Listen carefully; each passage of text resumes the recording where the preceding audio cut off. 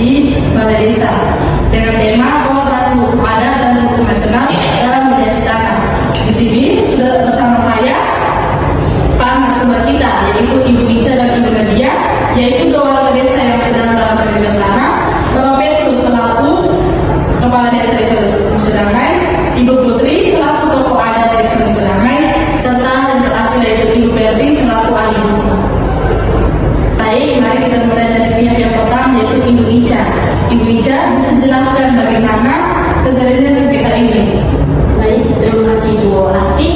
Sini saya sebagai Ibu Ica yang ingin menjelaskan bahwa tanah yang dipermasalahkan ini adalah tanah waris dari orang tua saya yang sudah meninggal. Dari dulu keluarga kami mengelola tanah ini, tetapi saya menikah sehingga saya keluar dari desa selama beberapa tahun sehingga tanah ini tidak terurus lagi. Kembali ternyata tanah ini sudah dikelola oleh Ibu Nadia. Jadi saya minta kejelasan dari Ibu Nadia, mengapa Ibu Nadia bisa menggarap tanah itu tanpa sepengetahuan dari saya.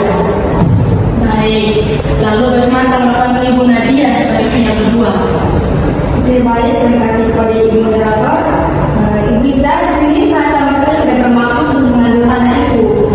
Dulu sempat ada perjanjian secara lisan antara orang tua Ibu Ica dan orang tua saya.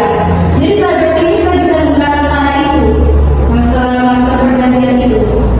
Baik, mungkin Ibu Ica tanggapan lagi. Baik, Ibu Nadia, apakah sebelum itu dari sebelum itu apa sudah ada tanda tangan hitam di atas putih dari perjanjian itu? Apakah ada saksinya? Baik, Ibu Ica, memang tidak ada bukti tertulis yang orang tua Ibu Ica dan orang tua saya lakukan, tapi ada perjanjian secara lisan antara orang tuanya Ibu Ica dan orang tuanya saya. Jadi saya berpikir saya bisa menggunakan tanah itu. Oke, baik, saya mengerti. Jadi akar masalahnya ada pada perbedaan pemahaman tentang batas tanah warisan dan kesepakatan lama antara kedua keluarga. Jadi mari kita dengar pandangan dari tokoh adat kita, yaitu Ibu Putri. Baik, Ibu Asti, di sini saya sebagai tokoh adat melihat kalau dalam hukum adat di desa kita ini di desa Damai, tanah warisan tidak boleh digantikan tanpa kesepakatan keluarga besar. Biasanya jika terjadi perselisihan seperti ini, kedua pihak kami undang ke rumah adat untuk duduk bersama mendengarkan penjelasan dari masing-masing, lalu para ketua adat akan memberikan pendapat mereka. Oke, baik. Lalu bagaimana biasanya keputusan itu diambil, Ibu? Dari siapa yang benar atau salah. Di sini kami lebih menekankan nilai kekeluargaan, menjaga hubungan baik dan mencari jalan keluar dan mencari jalan damai. Di sini kalau sudah sepakat, nanti kami akan membuatkan kesepakatan adat yang dilakukan oleh suku-suku keluarga. Oke, artinya bahwa hukum adat itu lebih mengutamakan perdamaian dan keseimbangan sosial, Ibu. Benar sekali, bagi kami tidak ada gunanya menang kalau hubungan keluarga rusak. Oke, baik, terima kasih Putri. Berikutnya mari kita dengarkan pandangan dari Bapak Petrus selaku Kepala Desa Musdamai. Kepada Bapak saya persilakan. Ya, terima kasih atas kesempatan yang saya peroleh. Di sini saya dari pemerintahan sangat mengapresiasi tindakan yang diambil oleh Ibu Nadia dan Ibu Ica karena sudah membawa permasalahan ini datang ke balai desa untuk kita selesaikan secara musyawarah. Nah, di sini saya sangat dari pemerintah sangat menghargai peran tokoh-tokoh adat dan tokoh-tokoh masyarakat. Dan di sini kita akan menyelesaikan permasalahan ini secara adat sehingga keputusan-keputusan atau hasil yang kita peroleh dari musyawarah secara adat ini kami dari pemerintahan akan membuat berita acara dan mencatatnya secara tulisan sehingga menjadi bukti sah di kemudian hari. Baik, terima kasih Bapak Petrus yang sudah menyampaikan pendapatnya. Sekarang mari kita dengarkan pendapat dari Ibu Berti selaku ahli hukum. Nah, Ibu Berti, bagaimana pandangan hukum nasional terhadap persoalan seperti ini? Oke, baik, terima kasih Ibu moderator. Jadi, kalau kita lihat dari sisi hukum nasional, penyelesaian sengketa tanah seperti ini sebenarnya sudah diatur secara cukup jelas dalam beberapa peraturan penting. Penyelesaian sengketa tanah secara adat seperti yang dilakukan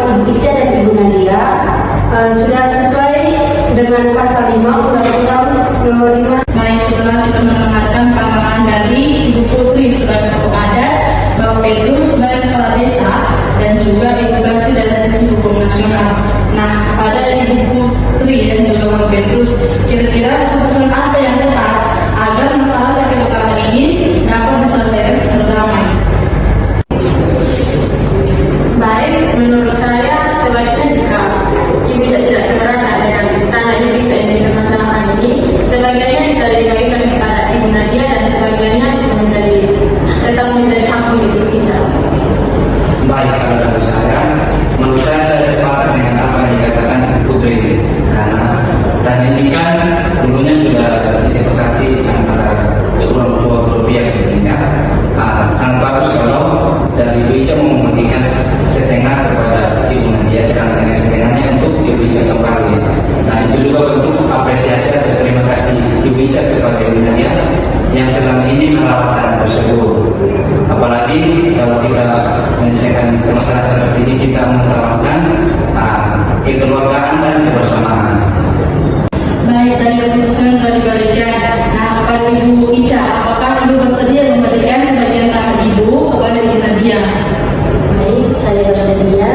Bagi saya yang terpenting sudah ada kejelasannya, dan saya juga ingin menjaga hubungan baik dengan keluarga dari Ibu Nadia. Baik, karena Ibu Ica sudah setuju dengan keputusan ini, maka setelah ini saya meminta kesediaan Bapak Desa dan juga Ibu Putri selaku tokoh adat membantu memfasilitasi pertemuan selanjutnya untuk membuat kesepakatan damai yang disahkan secara resmi. Baik, soal hukum, dari perbincangan hari ini kita belajar bahwa penyelesaian sengketa itu tidak harus berarti di pengadilan. Dengan menggabungkan kearifan hukum adat dan kekuatan hukum nasional, kita bisa mencapai keadilan yang damai dan tetap menjaga persaudaraan. Baik, terima kasih kepada Bapak Kepala Desa Bang Petrus, Ibu Putri, Ibu Ica dan Ibu Nadia, serta Ibu Berti atas partisipannya hari ini. Semoga contoh ini bisa menjadi inspirasi bagi masyarakat untuk selalu menyelesaikan masalah dengan musyawarah dan saling menghormati. Saya Asti, saya pamit undur diri.